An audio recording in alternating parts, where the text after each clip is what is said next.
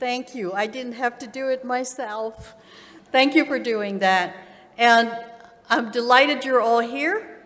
If you don't have a headset and English is not your language, I suggest you get a headset. I'm delighted to have all of you here for the first session of the Global Summit of Women, a most important session that we always have in each country. And the topic is, how do you do business in that country? And of course, our host this year, Switzerland. And to guide us through this program, I want to introduce a summit friend and a summit veteran. This is Dick Evans, and this is Dick's third summit, fourth? 6 or 7, he says. Dick Evans is the chair of the board of Constellium, which is a aluminum production company. He's also on the board of CGI, which is a IT consulting company. He was the CEO of Alcan, which then became Rio Tinto Alcan. And during his tenure when he was head of Alcan, and this is how I got to know Dick, 4 of his senior direct reports were women. And each of those 4, yes, each of those 4 became a CEO in her own right in 4 different companies. And so I said, I have to meet this man. And I did. Brought him to the summit, and he's been bringing his wife Gretchen as well, who's an artist. And I'm just delighted that they've become members of the summit family. He will be leading today's session and guiding our discussion on how to do business with Switzerland. So please give Dick Evans a very warm welcome.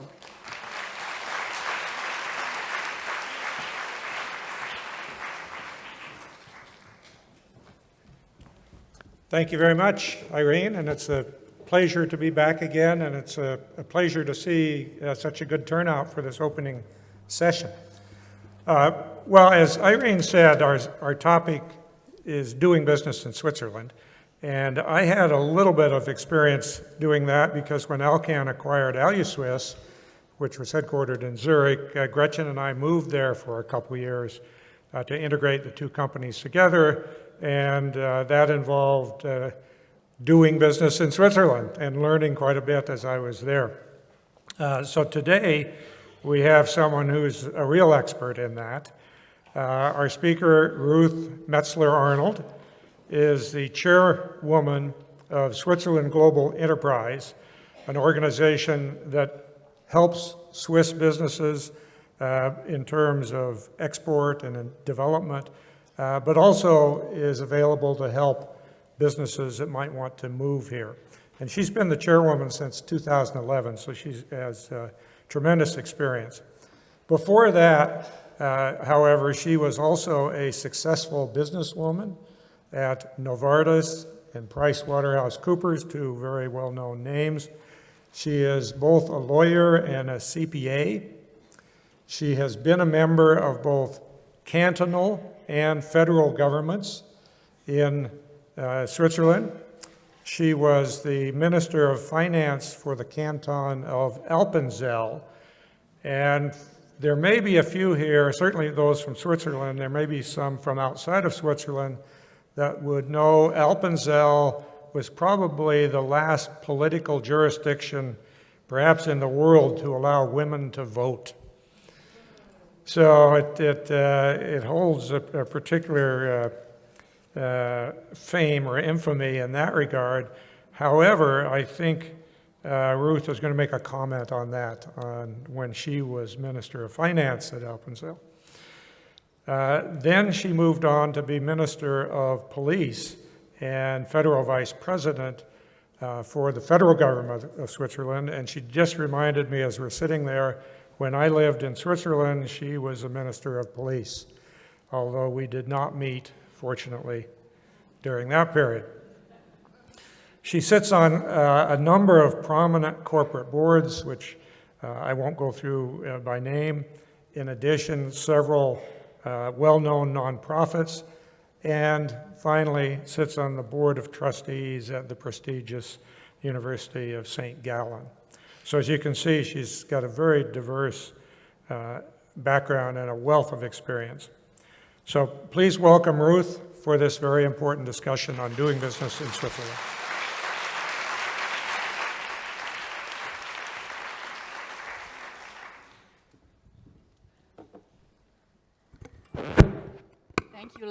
Thank you, Larry, for this very kind introduction, and I have to comment your introduction a little bit, since Appenzell is always mentioned as the last place to introduce the right to vote for women.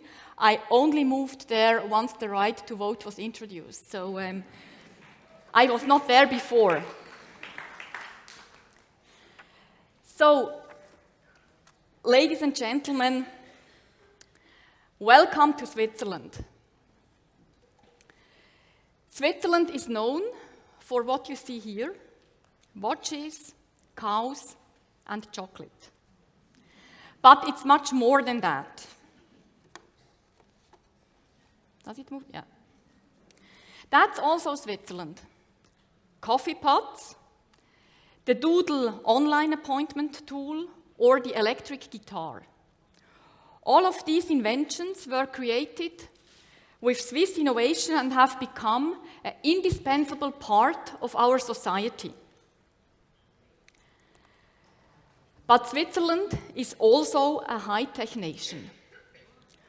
Ultra-modern technologies such as drones are developed here. Over 80 companies are active in this field. And when it comes to drones, Switzerland is an international pioneer and is known as the home of drones, and is known as well for technology and innovation. Let's take Bühler, a family-owned global technology company with industrial solutions for food processing, known for innovations and business ideas for the development of new products and services, which have the potential of improving the world while also being profitable. We are rich in invention and creativity. Switzerland has since 2011 been continuously ranked first in the Global Innovation Index. It is also the international networked nature of the Swiss economy that makes us so innovative and successful. As a relatively small country, Switzerland has always been looking for new markets. The home market in Switzerland is limited, with 8.4 million inhabitants, 25% of whom are of a different nationality. Our country is also small in terms of surface areas. You can drive across the entire country in little more than 5 to 6 hours. For a country of modest size, however, we have an enormously strong economy with a GDP of just under 680 billion US dollars. We are the 20th strongest economy in the world. One important pillar of this successful model and Swiss prosperity is the export economy. Depending which calculation you use, international trade accounts for more than 2/3 of our GDP, and exports are growing steadily despite the strong Swiss franc. By far the most important trading partner of Swiss companies is the European Union. More than 50% of goods exports go to European countries. The US is in second place with a share of 16% and rising. By the way, Switzerland is also very active as an investor in the United States. It's the 7th largest investor there. Switzerland Global Enterprise, as already mentioned, supports Swiss companies to successfully enter into new markets. For more than 90 years, the Swiss Confederation has commissioned this private organization to advise, support, and empower small and medium-sized Swiss companies in their international ventures. That's the reason why not only large Swiss companies are taking off internationally, there are also numerous small and medium-sized companies that have grown from pioneers in their field to international players and have become hidden champions.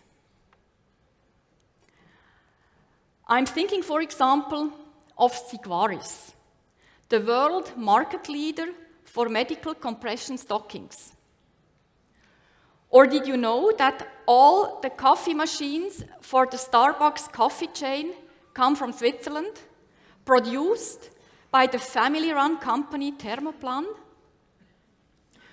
Or when you get the meal on the plane, the aluminium foil that keeps your meal warm most likely comes from Switzerland as well. Alupak is one of the world's 3 largest manufacturers of aluminium packaging, which is also served on the planes. Let me now talk about Switzerland as a business location and its location advantages. To enable Swiss companies to grow nationally and internationally and to operate successfully, Switzerland offers extremely attractive conditions which are not reserved for Swiss companies only. These conditions also benefit foreign companies that want to settle in Switzerland, as, for example, Google has done. Google has been in Switzerland since 2004 and has created more than 2,500 jobs since then. Google's Swiss location is its largest subsidiary outside the US.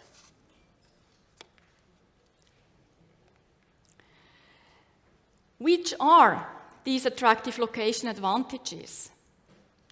It's first of all the political stability. Switzerland attaches great importance to its independence, and there is a high degree of tolerance and personal freedom, regardless of language group or culture. The principle of concordance also applies to relations between employers and employees.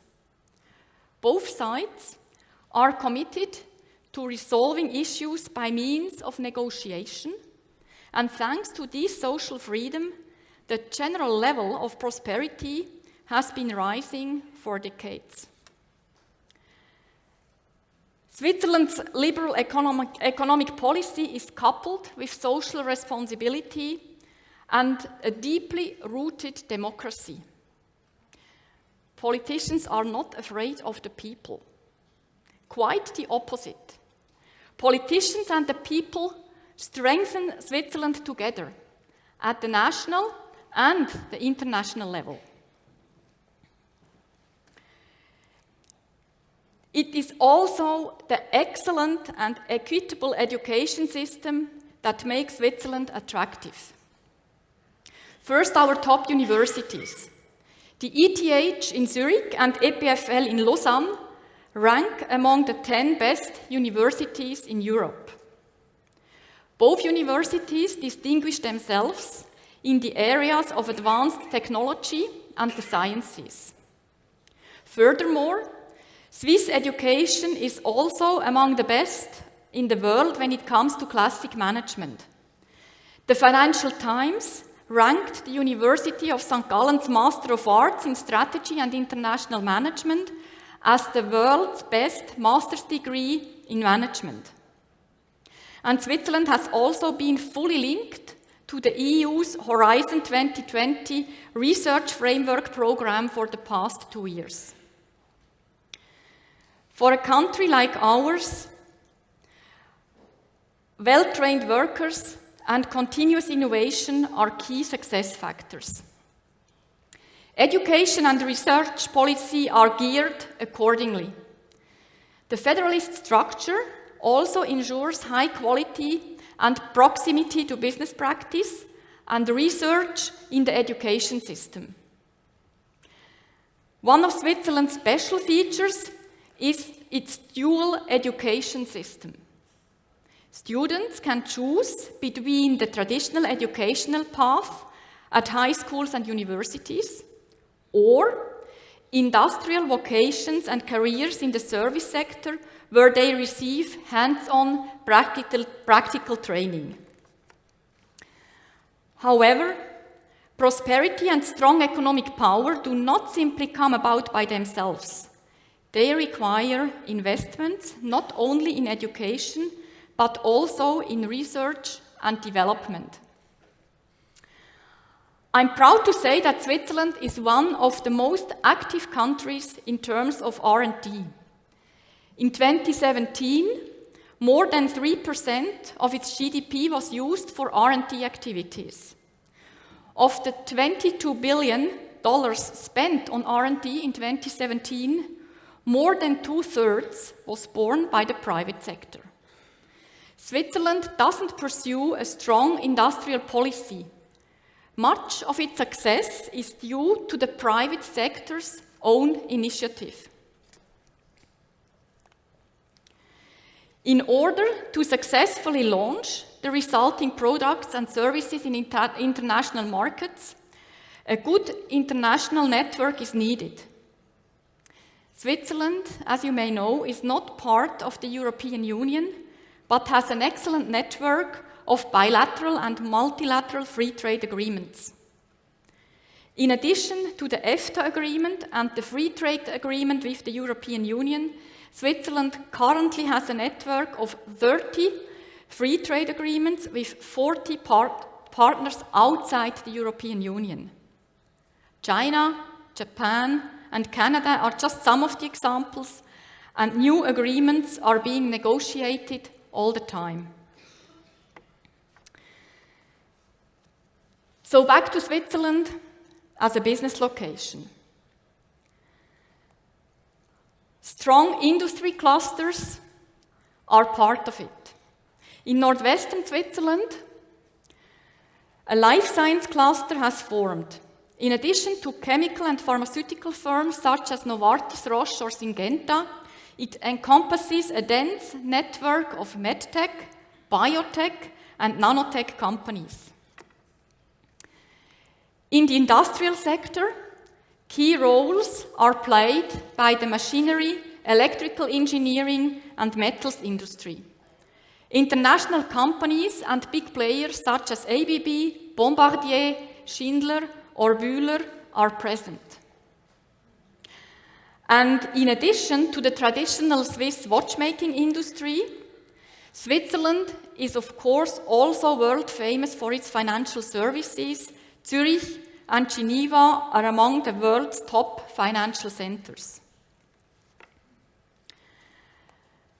Technological progress in finance and innovative regulation by the Financial Market Authority, FINMA, have also led to the emergence of a unique crypto valley in Switzerland, which is growing rapidly. In the future, it could extend, since Libra, Facebook's new digital currency, could also be based in Geneva soon. The various clusters offer companies the best development opportunities, and let me give two examples. The biotech company Biogen was founded in Switzerland over 40 years ago. In the 1980s, Biogen relocated its headquarters to the United States. In 2014, it was searching the globe for a suitable location for a new production plant, which also ended up being located in Switzerland, not far away from Basel. Biogen preferred Switzerland to other global locations because it has a good electricity and water infrastructure, in addition to a qualified workforce. In the end, time also played a decisive role. Switzerland managed to provide Biogen with a selection of outstanding industrial areas within a very short space of time. Another success story has been written by ProtonMail, one of the world's best-known secure email services with millions of users. Quite deliberately, the successful tech company set up its headquarters in Geneva. With its long tradition of neutrality and its unique data protection laws, Switzerland offers the perfect environment for Proton technologies. And just imagine, ProtonMail is hosted in a former military command center in the Swiss Alps. So it provides maximum physical security for its customers' data as well. I think that's quite fantastic. Fellow women, if you are interested in Switzerland as a business location, feel free to contact Switzerland Global Enterprise. In addition to promoting exports, Switzerland Global Enterprise provides information about Switzerland's attractive economic conditions abroad and supports innovative expanding foreign companies in settling in Switzerland. If you have any questions or would like to find out more about the advantages of our business location, you are welcome to contact my colleague Patrick Wermelinger, who is with me today and who is the head of investment promotion at Switzerland Global Enterprise.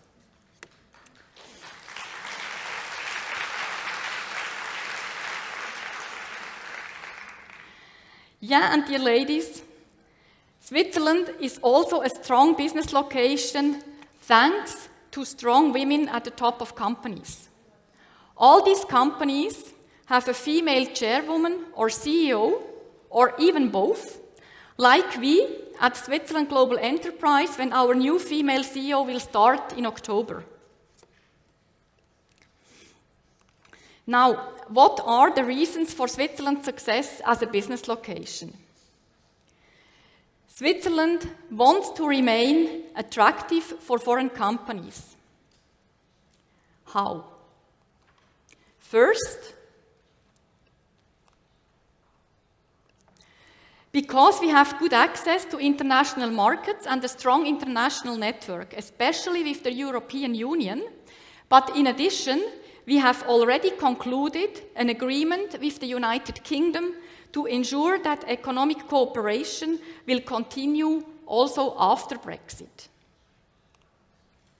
Second, because political stability and legal security ensure reliability and planning security. Trust and reliability are particularly important when it comes to protecting investments. Third, because Switzerland has an excellent education system and fosters its talents well. That's why, for example, Disney has entered into a partnership with the Swiss Federal Institute of Technology at Zurich, Disney's only research laboratory at the European University. Fourth, because high-tech clusters have developed and drive innovation forward.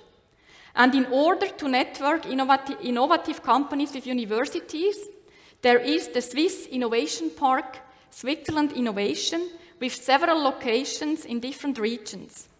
A classic private-public partnership. By the way, no other European country filed more patents in relation to its population in 2018 than Switzerland. And fifth, because we have an attractive tax system that creates good conditions for domestic and foreign companies. This is guaranteed by the federalist system and the principle of subsidiarity, which gives the communes, cantons, and the confederation a high degree of self-determination and creates a certain competition between them for the benefit of the taxpayers. And sixth, because we have an excellent infrastructure in areas such as health, transport, and telecommunications. by the end of this year, by the way, over 90% of Switzerland will be serving with 5G. And last but not least, because we have an incredible quality of life in Switzerland. We can drink our tap water, have a wide range of art and culture, excellent schools, short commutes, a clean environment with good air, lakes and rivers in which we can swim without hesitation. On this picture, you see the Rhine in Basel, running between the pharmaceutical multinationals Novartis and Roche. Where else in the world can you swim in clean water between two industrial giants? Maybe you will still have time for a cool-off during your stay here in Basel, and I will give you a little tip. The entrance is near the Tinguely Museum by the Roche Tower. Swim down to the third bridge, and always keep to the right. Ladies and gentlemen, as I said at the beginning, Switzerland is more than just chocolate and cheese. We promote and drive innovation together with female leaders, because success means achieving the best results with the best talents in the best environment. Thank you very much for holding this conference here in Basel, and thank you for the interest in Switzerland as the business location.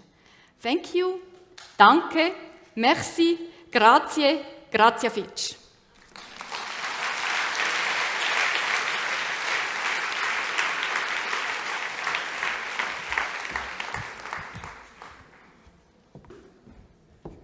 Are we activated? Can we get the, there they go, good. Just on your last point, we walked down to the bridge last night and we saw the swimmers, and it's a very organized activity. It appears you can buy or rent these floating devices. So a lot of people floated down. Some got out of the second bridge, had their towel, got on the tram, went back to their starting point. So it looked like a lot of fun. I think we have time, Irene, for a couple questions anyway. You mentioned toward the end that there's a lot of autonomy in the cantons for setting business policy, particularly tax policy, and I think that's fairly well known. Let's talk about a larger corporation that might want to make Switzerland its location in Europe. How important is it to have discussions and investigate the cantonal issues and where you might want to be, which canton, as compared to the federal issues? It sounds like you really need to investigate both. And do you have any advice on that, on how to go about that? In general, the regulations are for the whole of our country the same. And we don't expect a company to investigate itself. So that's why Switzerland Global Enterprise is there and can support companies in their home market already in order to evaluate what would be best and in order to see what are the needs. Is it a service business? Is it a production plan? Do they need to be quite near to an airport or not? And Switzerland Global Enterprise, at a certain time in the process, then goes over and is in strong contact with the cantons, with those cantons who want to be in competition to each other to attract a company. So what I want to say is companies can come to Switzerland Global Enterprise, to our organization, and we support them together with the cantons, together with certain regions, to find the best place for them. And also, I mean, in terms of competition, tax, of course, can be a real competition topic. For other cantonal differences, such as the schooling system, such as healthcare, that doesn't really matter for a global company. Also, in those centers where usually global companies settle, there are also international schools available. So also the schooling system for international people is excellent in Switzerland. Just on the tax issue, I know it is a determining factor for many companies. And could you give some idea of what percentage of the taxes that a corporation might pay would be federal versus canton? I know it varies a lot. And how big of a spread is there on the canton taxes, like from 5% to 30% or? Yeah. It's really difficult to say because if you talk about the spread, then you talk about also cantons which are not best placed to attract certain companies. And it depends what's the deal with the canton, what's the deal with the region. It also depends for how long they agree to something. And that's why I would not like to mention concrete figures. That's up to the cantons to come up with them and to be in competition to each other.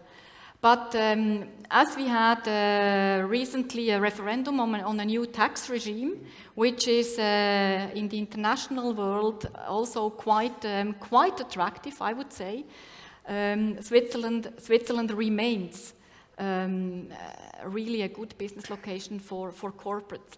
But actually, often taxes are perceived to be the first reason to come to Switzerland, and usually we realize, of course, taxes are important, but it's all the other reasons. It's availability of talents.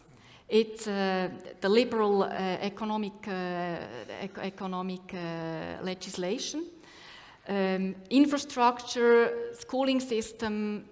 I think the combination of all that combined with an attractive tax system makes the package which makes Switzerland highly attractive in competition with other European countries to be the gateway to Europe.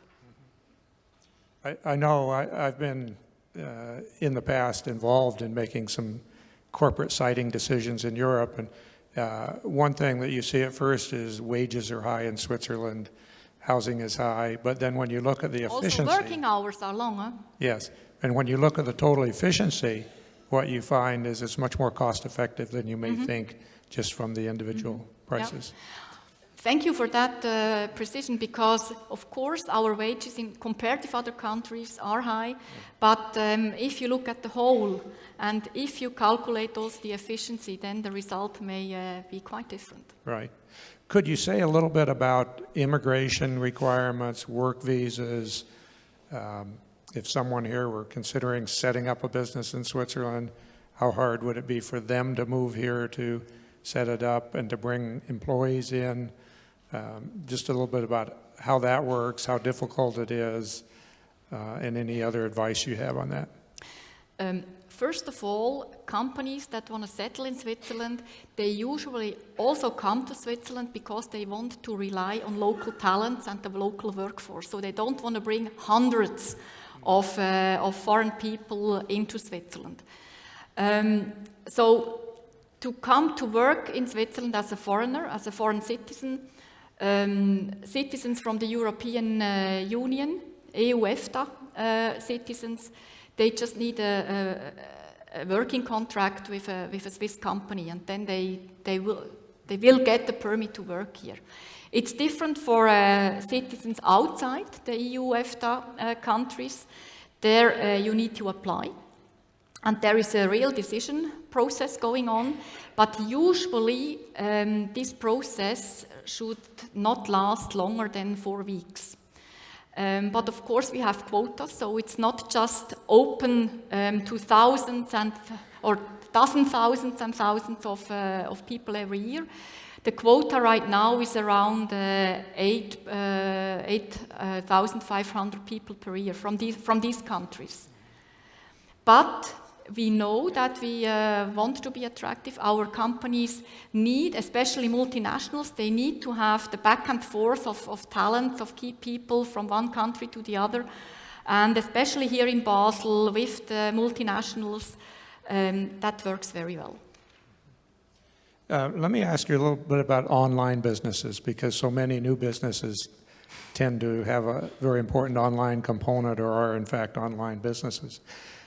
You mentioned that Switzerland's on its way to becoming 5G enabled nation, one of the leaders in the world. But in regard to regulation of internet business, in regard to taxes on internet business, in regard to privacy issues, for example, is Switzerland the same as the EU, which has just passed significant new privacy requirements, or does it differ from that? In terms of regulation, Switzerland is for sure a good place to be for online business. However, and I must say that, when it comes to ship goods, when you have to cross borders, customs, etc., usually companies don't settle in Switzerland just to serve the Swiss market. And for a huge global business, maybe Switzerland is not the best place to be when it comes to when you have to ship goods from the production to the storage and then to customers. So this would have to be looked at very carefully. I think it's more that the issue than the regulation. And on the privacy issue, where does Switzerland stand on the privacy issue relative to? Well, we are at the same level as the European Union. So there are not huge differences. One last question. In our audience, and certainly at this conference, there are many women that come from developing countries and are looking to expand their businesses. They may be entrepreneurs, they may be representing groups of other women. Are there any special considerations for help or aid or assistance or encouragement to business with developing countries or businesses located in developing countries?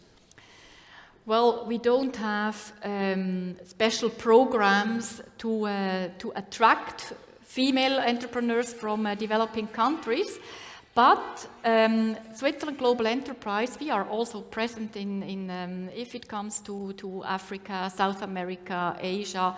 So Nigeria, for example, South Africa, Indonesia. So we are really, with our Swiss business hubs, which are located in the embassies in the respective countries, there would be a good point of contact for female entrepreneurs, and also first point of contact for corporates in general who want to check out Switzerland as a business location. Very good, and it sounds like you have some examples already that you could potentially connect people with in terms of possibly, as you said, Nigeria or other countries where someone already operating from those nations. Yeah, of course, we are present in those countries where really business is going on for Swiss companies. It's in terms of exporting to these countries, but our offices are open. If someone wants to step in and start to evaluate, we are there. Okay, thank you very much. Over to you, Irene.